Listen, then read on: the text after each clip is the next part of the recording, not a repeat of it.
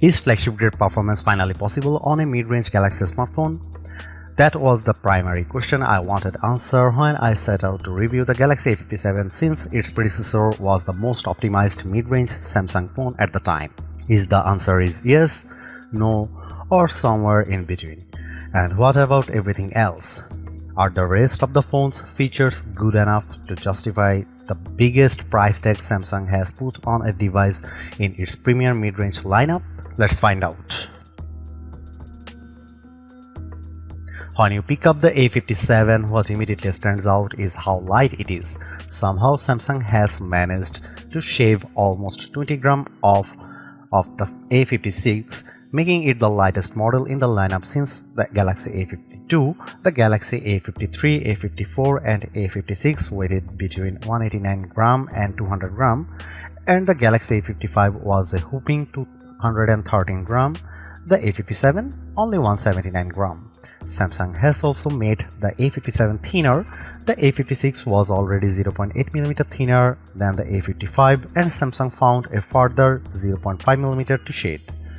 Making every new phone thinner has been one of Samsung's primary goals over the last couple of years, and it's a goal the company keeps achieving with impressive consistency. When you pick up the A57, what immediately stands out is how light it is.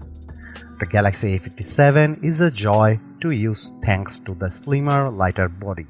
It also feels very premium to the touch thanks to the glass and metal build.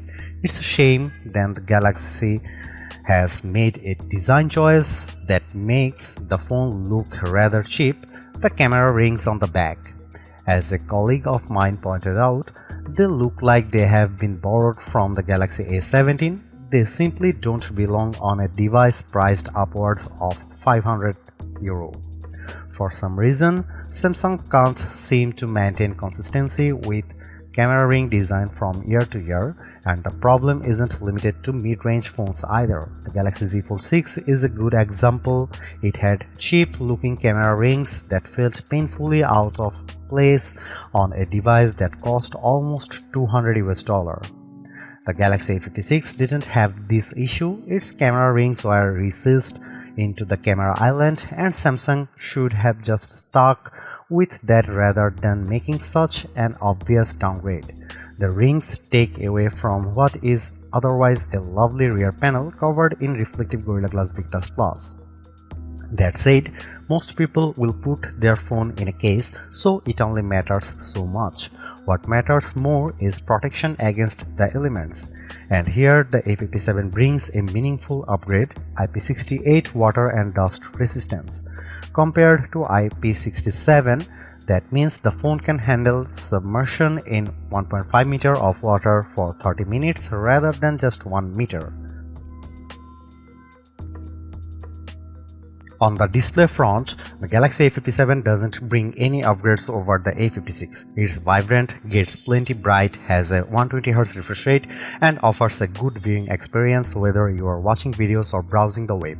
The good news, though, is that Samsung has finally done something about the ugly bezels that have plagued previous models in the lineup.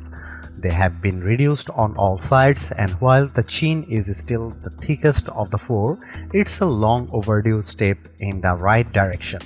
The A57 seems to have carried over the stereo speaker setup from the A56. It sounds good for a mid-range phone, but it doesn't get as loud as I'd like, and bass reproduction leaves something to be desired. The Galaxy A57 uses the same rear camera setup as its predecessor: a 50MP primary camera, a 12MP ultrawide camera, and a 5MP macro camera. Unsurprisingly, image quality is largely unchanged. The A57 captures excellent photos in daylight with a wide dynamic range and accurate colors. Low light performance is solid as well, at least when night mode kicks in automatically. The ultrawide camera continues to deliver more than usable results in good lighting, though quality drops in low light conditions. The macro camera, meanwhile, still feels unnecessary on a phone at this price point. It's fun to experiment with at first, but most users will likely ignore it after a while. A dedicated zoom camera is still missing, which is disappointing given that some competing devices in this segment offer one. As before, it feels like Samsung is holding back here to avoid stepping on the toes of its Galaxy S FE lineup. Where the Galaxy A57 does benefit is in camera responsiveness. Samsung made big improvements with the A56 by significantly reducing shutter lag and speeding up lens switching, and those gains have carried over. The camera app feels quick and responsive, at least compared to older mid-range Galaxy phones. The front camera remains the same as the A56, a 12-megapixel sensor, and continues to perform well, delivering detailed selfies with good dynamic range in both daylight and indoor conditions. Video recording is largely unchanged as well. You are still limited to 4K at 30 FPS, and there is no support for HDR video recording. Samsung says the camera offers richer dynamic range with advanced sensor HDR technology, but that feels more like marketing speak. Video quality itself is perfectly fine, it gets the job done, but it's not going to blow you away.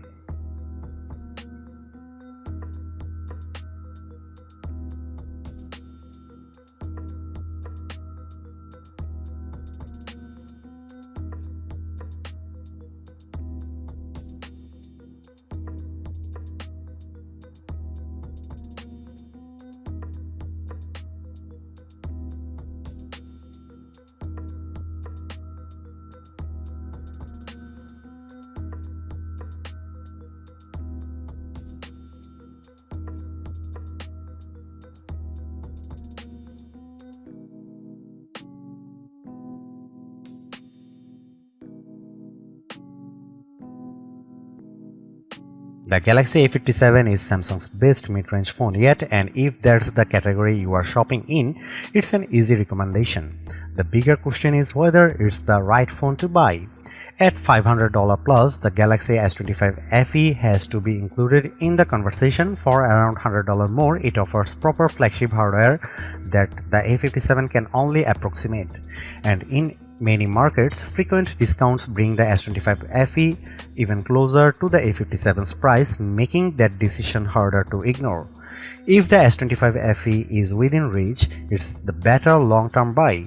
But if you are sticking to a mid-range budget or are willing to wait for the A57's price to drop a little, the A57 is the best answer Samsung has ever offered in this segment.